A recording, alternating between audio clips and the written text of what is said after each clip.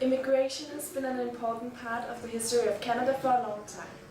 The European immigration started in the 17th century when the first Frenchmen settled permanently in the country. Since then, the immigration has increased and people from all over the world has immigrated to Canada. Thus, the demographic composition of Canada is very diverse. Despite the fact that there had existed cultural minorities for a long time, it wasn't until the latter half of the 20th century that there was made legislation on the area. One of the major steps was the enactment of the Canadian Bill of Rights in 1960, which was the earliest expression of human rights law in Canada. 1971 was a very important year in the history of Canadian multiculturalism. It was in this year Canada adopted multiculturalism as an official policy as the first country in the world. The policy affirmed the value and dignity of all Canadian citizens, regardless of their racial or ethnic origins, their language, or their religious affiliation. The policy also confirmed the rights of Aboriginal peoples and the status of Canada's two official languages, French and English. In 1977, the Human Rights Act was adopted. It secures equality between all Canadians and forbids discrimination. In 1982, the Charter of Rights and Freedoms was adopted, which describes the rights and freedoms of all Canadians. In 1984, a Parliament committee called for a Multiculturalism Act, and in 1988, the Multiculturalism Act was introduced by Prime Minister Trudeau, and thus the words and intention from 1971 were turned into laws. The policy was to promote and recognize multiculturalism as a fundamental characteristic of Canada and also recognize and ensure the rights for the Canadian minorities. The concept multiculturalism is often used in connection with how the society ought to manage the cultural diversity. According to Michael Buss, there are two definitions of a multicultural society. The traditional ideological multiculturalism, where groups of people are granted rights based on their cultural background. The second definition, known as pluralism, applies to how a society comprises people of different cultural backgrounds. Here everyone is entitled to uphold their cultural differences while at the same time adapting to a common set of values. The first definition, multiculturalism, only involves rights, whereas pluralism involves rights and obligations. The initiative to proclaim Canada a multicultural state was taken by the Liberal Prime Minister Pierre Elliott Trudeau in the fall of 1971. The initiative was based on the desire to counter the growing desire for autonomy among the French-speaking in the state of Quebec. From the beginning, the project had a clear liberal nationalistic character. It should reinforce Canada as a national community. It was made into a virtue that immigrants should not be assimilated but integrated. They should keep their own ethnic and cultural identity instead of adopting that of the majority. In the meantime, multiculturalism developed in the following decades to a legalistic ideology that threatened its original purpose, to unify the Canadians into one people. Due to the problems of multiculturalism as an ideology, Quebec have gone from using this term to speak of interculturalism. An intercultural society is defined as a society where people accept the differences of the ethnic minorities, but it is expected that the minorities adapt the majority's values and together they help creating a national identity. Interculturalism thus shows respect and openness towards people of different ethnic and cultural backgrounds, but with an understanding of belonging to the same linguistic, political, and national community. Quebec leads with respect to interculturalism in that the individual projects of the ethnic minorities unite to form a national community of common values. The intercultural model is mainly built on the concept of adaptation that is rooted in a philosophy of an exclusive society. These adjustments aim to prevent indirect discrimination on the grounds of, for example, gender, sexual orientation, disability or pregnancy, ethnicity or religious beliefs. According to the French sociologist Jean Boubourou, this particular Quebec model is the best option in a society that managed to integrate people from different cultural backgrounds.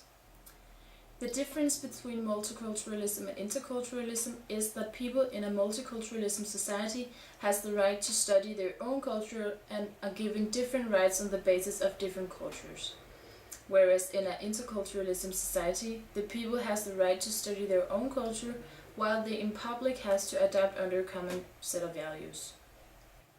In Canada, the country leads a pluralistic integration policy.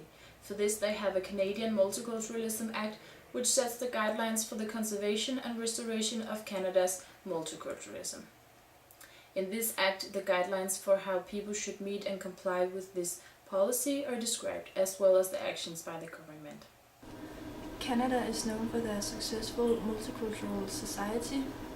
It is very good, but there's also some less good sides of it.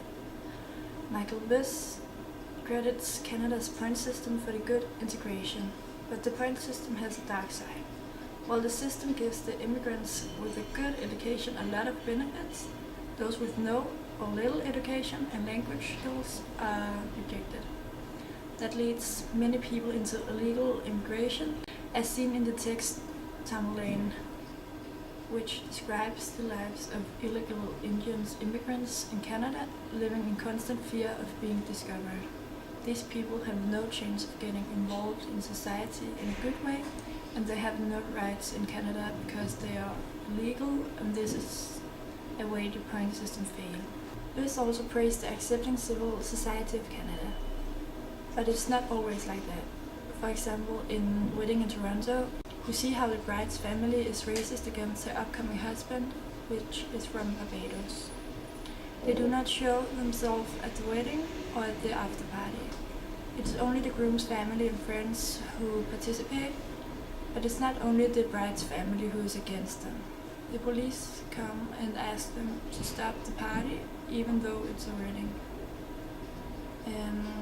The neighbors complain about how noisy they are, and it ends up with the police kicking everybody out, including the bride and groom. This shows how some people still are against people from another country than themselves and with different cultures. Canada is already split in two parts, the French and the English speaking. With multiculturalism, you get to choose how much you want to be a part of the society, like learning the language.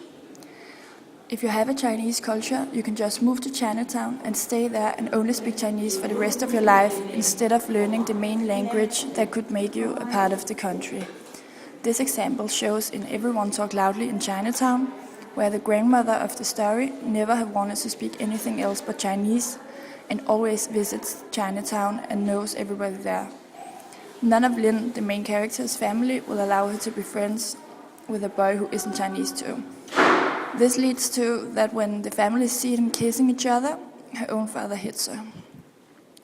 This shows how strongly some people are feeling about their cultural norms and values. So if you have any other culture, it can happen that you stick together with people who have the same culture or come from the same place as you. When this happens, you will exclude yourself from the society and reduce the national feeling, which is already very weak in Canada.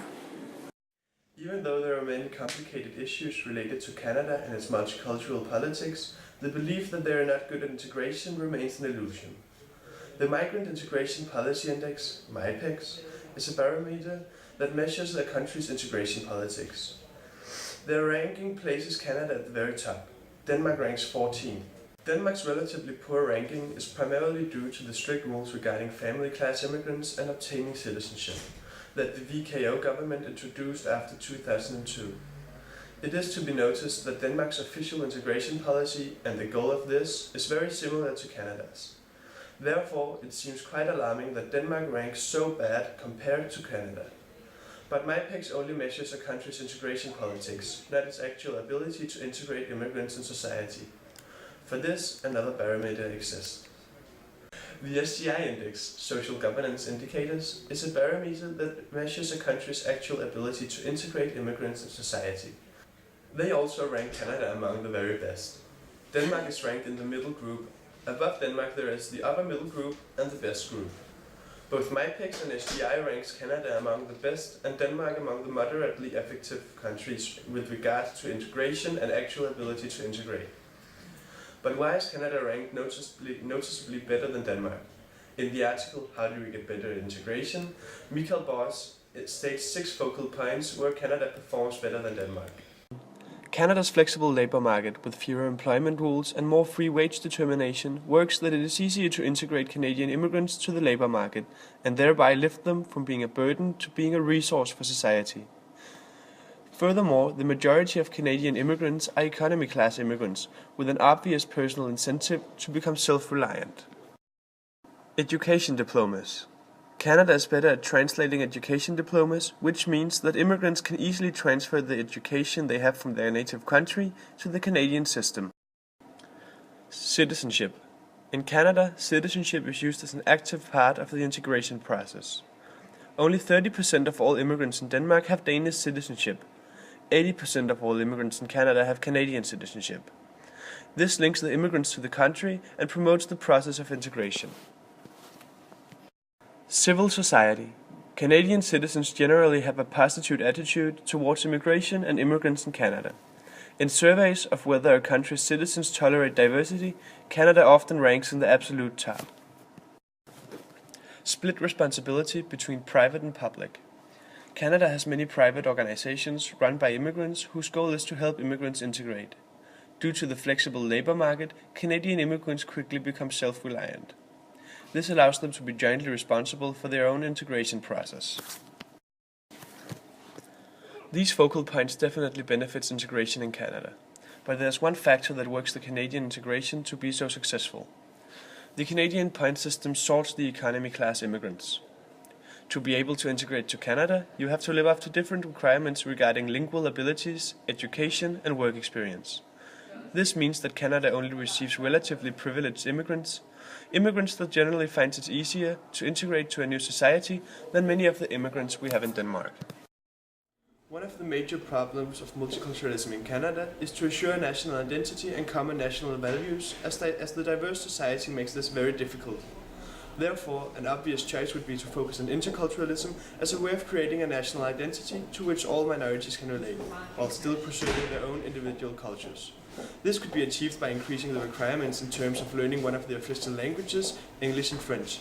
Furthermore, developing the educational system could help reduce the impact of negative social inheritance and promote integration through secondary socialization.